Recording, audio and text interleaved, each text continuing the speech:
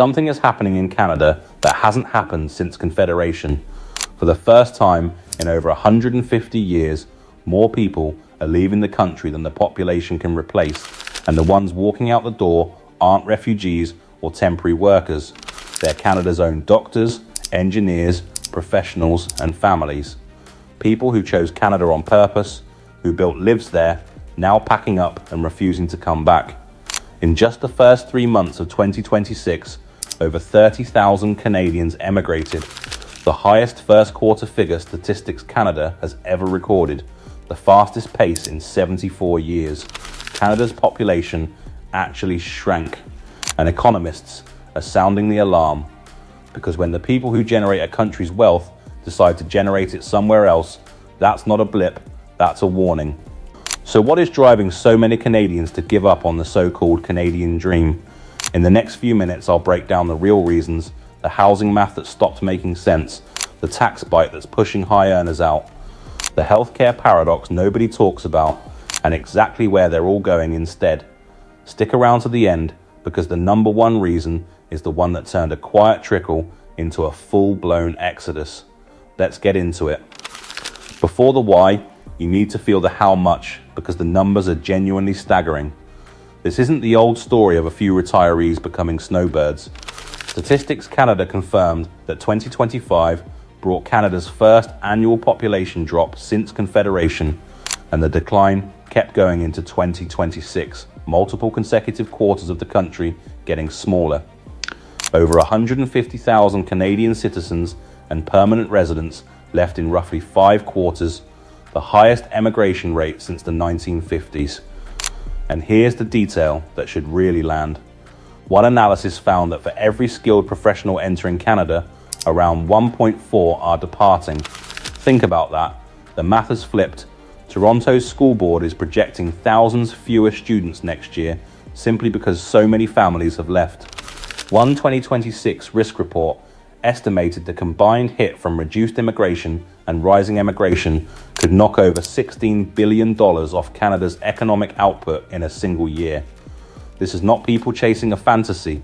This is a structural response by ordinary Canadians who ran the numbers on their own lives and concluded the deal no longer works. So let's talk about why the deal stopped working, starting with the reason that sits underneath almost everything else.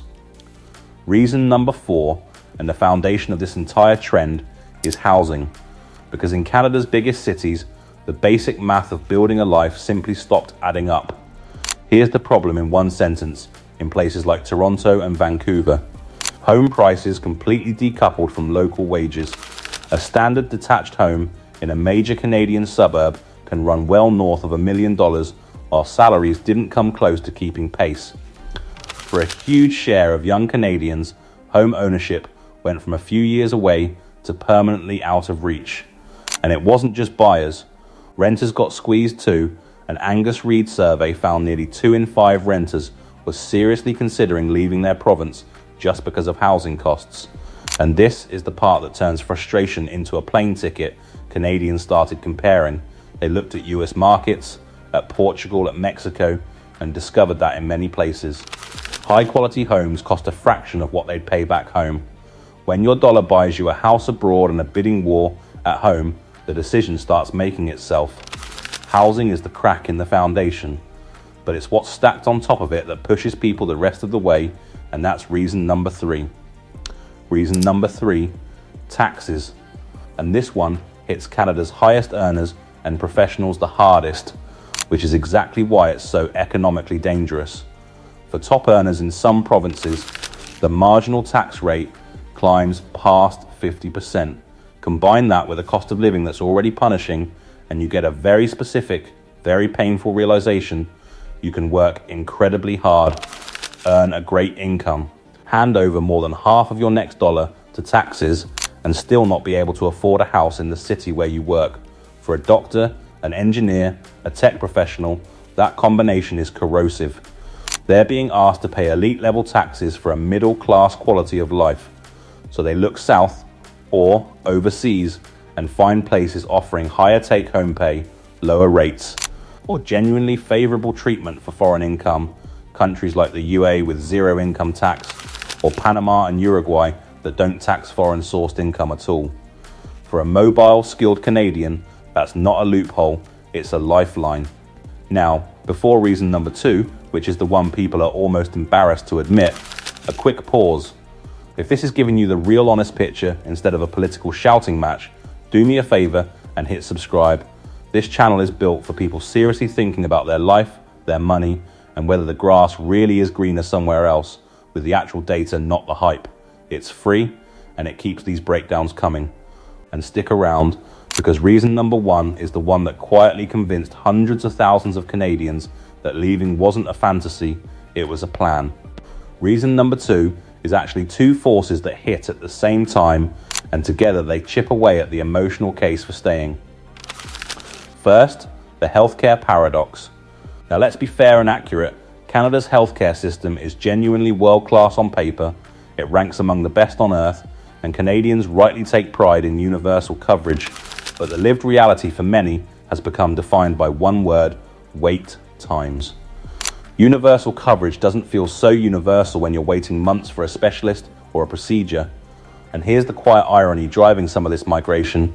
Canadians are discovering that countries like Portugal, Spain, Costa Rica, and Mexico offer high-quality healthcare, both public and private, that's not only excellent but often faster and remarkably affordable to access. When you can see a specialist next week abroad instead of next season at home, the calculation shifts. And second, the winters. It sounds almost too simple, but don't underestimate it. Brutal, long Canadian winters are a genuinely common reason people cite for leaving.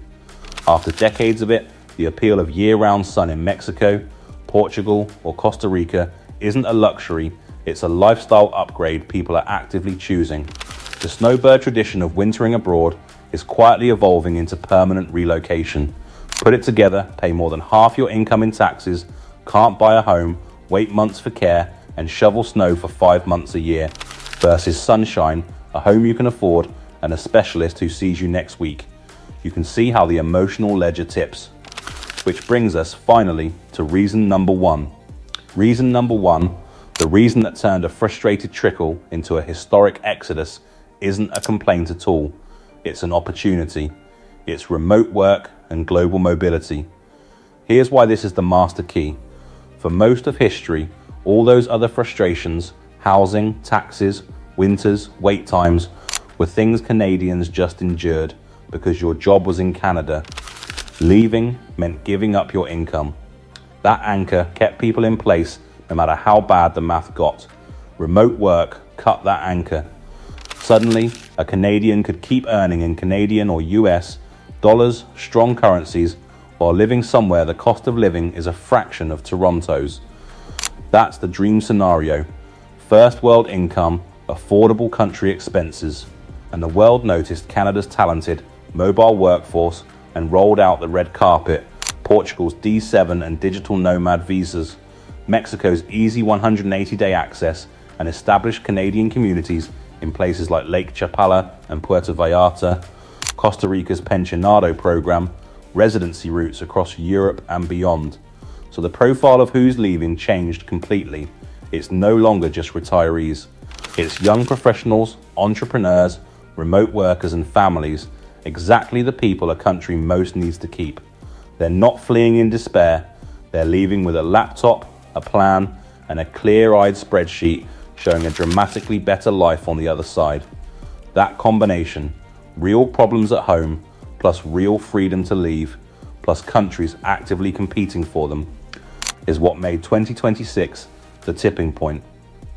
Now, before you sell your house and book a one-way flight, let me be the honest voice here, because that's what this channel is for. Leaving isn't magic, and it isn't free. Canada still ranks among the best countries on earth for safety, stability, and quality of life. That world-class healthcare and that strong passport are real assets you'd be trading against. And the move itself has traps. Canada can hit you with a departure tax on your way out. If you don't properly establish non-residency, the Canada Revenue Agency can keep taxing your worldwide income. Your TFSA loses its tax-free magic the moment you become a tax resident somewhere like Portugal. Provincial health coverage can lapse and be a headache to reinstate if you return. And cheaper abroad only works if you actually establish residency correctly and plan the tax side before you go, not after. In other words, the Canadians succeeding at this aren't the ones acting on emotion. They're the ones treating it like the serious financial and legal project it is. The dream is real, but only for people who do the homework. So, why can't so many Canadians wait to leave in 2026? It's not one reason, it's a stack.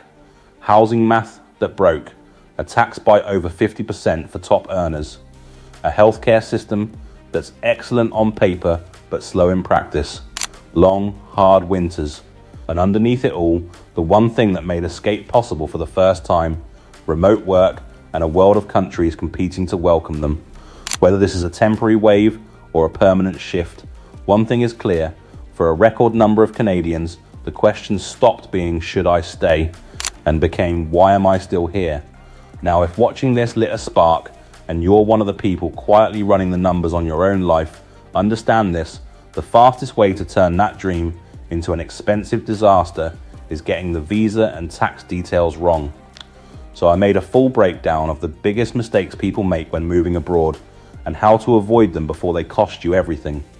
It's right there on the screen, go watch that one next. Take care of yourself, run your own numbers honestly, and I'll see you over there.